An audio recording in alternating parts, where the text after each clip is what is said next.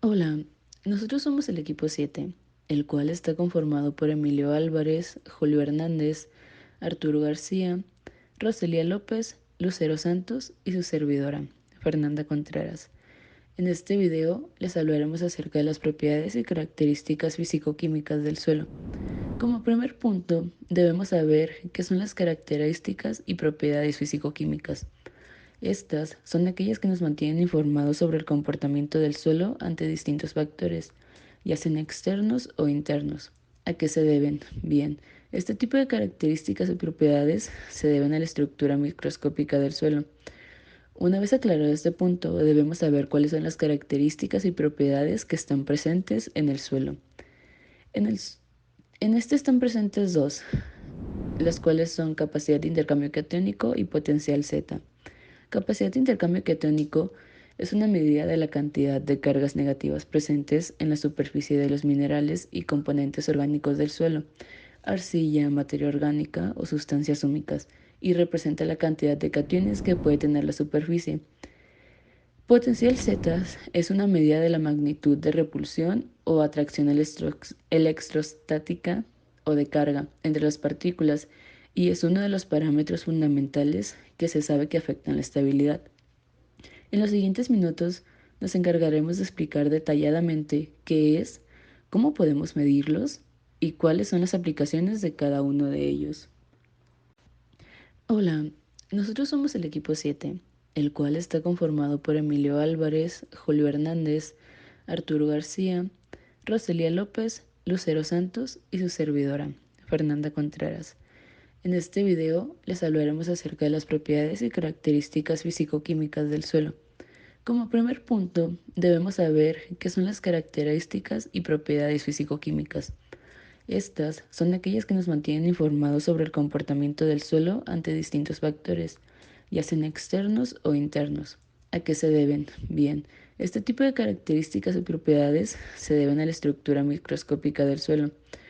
Una vez aclarado este punto, debemos saber cuáles son las características y propiedades que están presentes en el suelo. En, el, en este están presentes dos, las cuales son capacidad de intercambio catiónico y potencial Z. Capacidad de intercambio catiónico es una medida de la cantidad de cargas negativas presentes en la superficie de los minerales y componentes orgánicos del suelo, arcilla, materia orgánica o sustancias húmicas, y representa la cantidad de cationes que puede tener la superficie.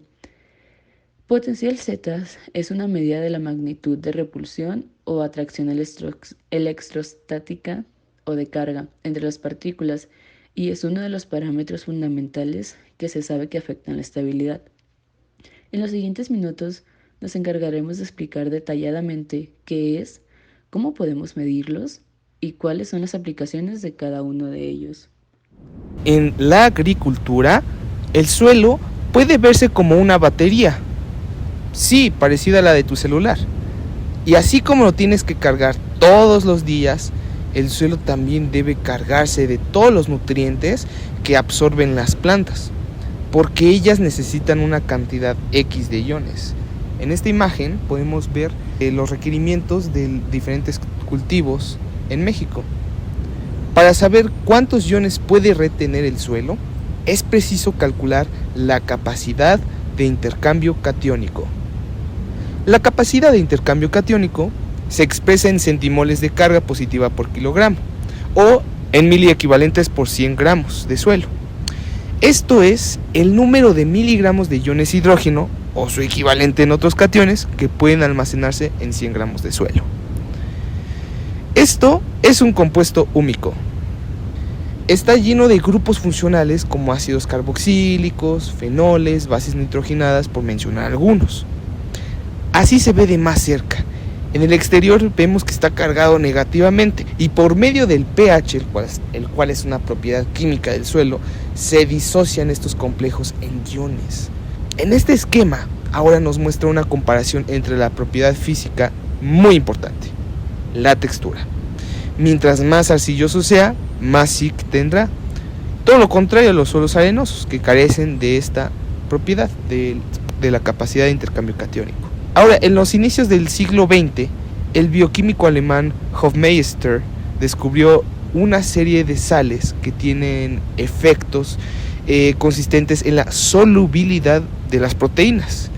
En este caso, se aplica como una clasificación de los iones en orden de su capacidad de ser intercambiados.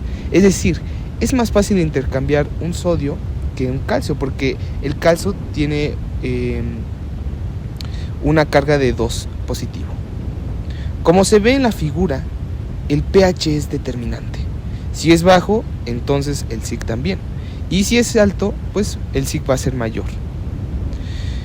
El color oscuro es un buen indicador de la capacidad de intercambio catiónico.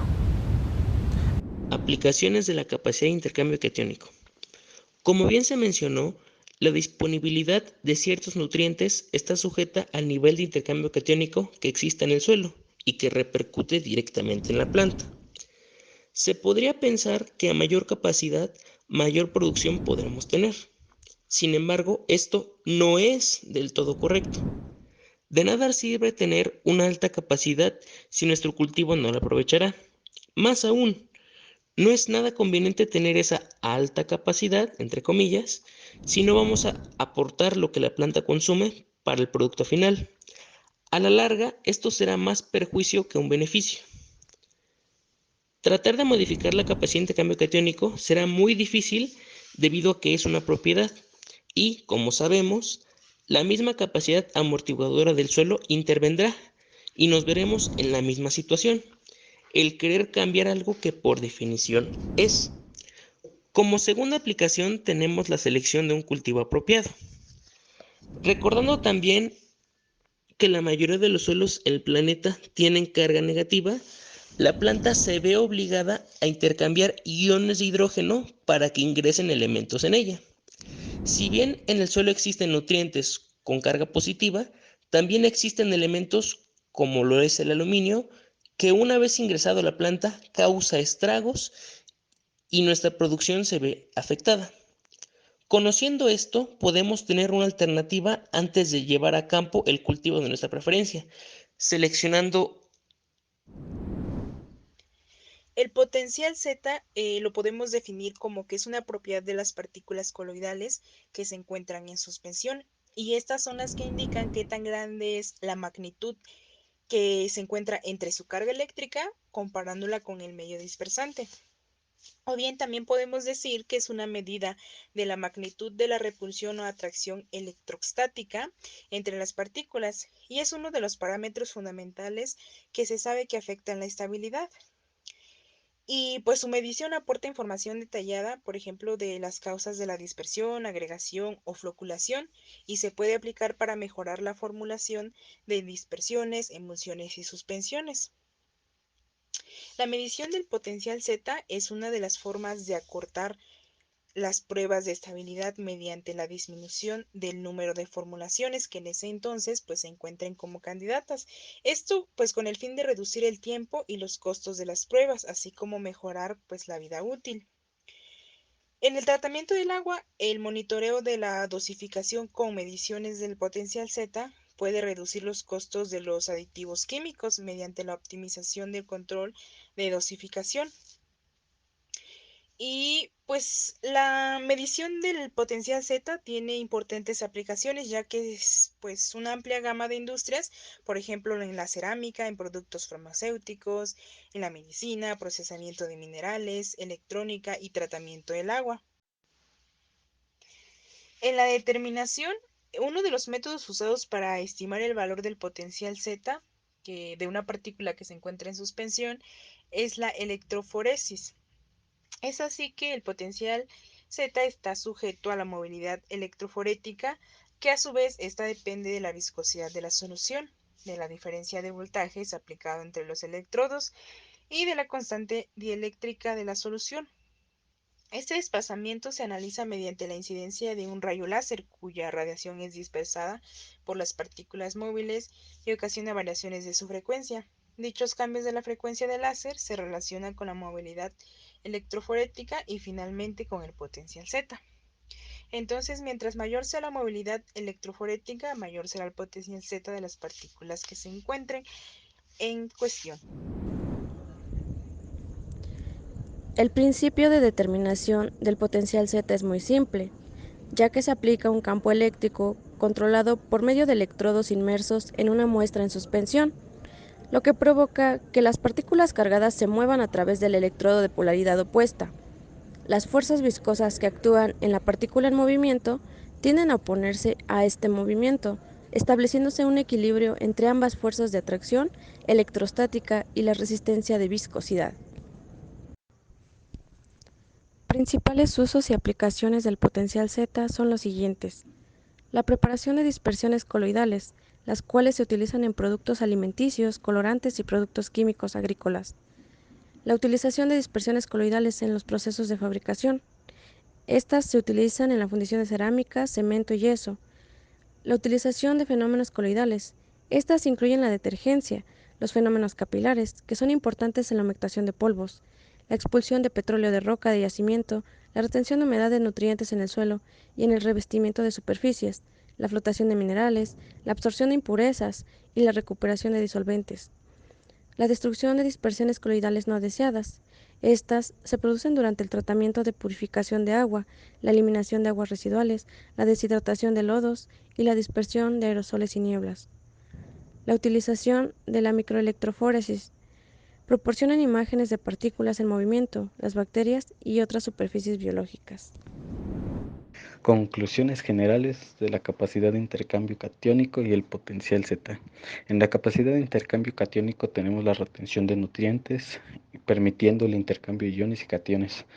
Esto hace que el suelo lo aproveche y tenga una disponibilidad al momento de que se realice la siembra y la planta se desarrolle de manera uniforme, bien, y permita de que haya mayor y una mejor producción. Y con respecto al potencial Z, es un factor que ayuda en cuanto a la aplicación de los fertilizantes, la absorción y mejorar la disponibilidad de los elementos, y esto pues ayuda demasiado en la reducción de costos. Eh, Desarrollada en el riego, podremos decir de que se ve influenciado cuando se aplica fertirriego y se puede ver las mejoras con respecto al tiempo, esto permitiendo que sea muy eficiente y haciendo de que sea más productivo y sea un costo-beneficio más alto. Y esta fue nuestra presentación del equipo 7.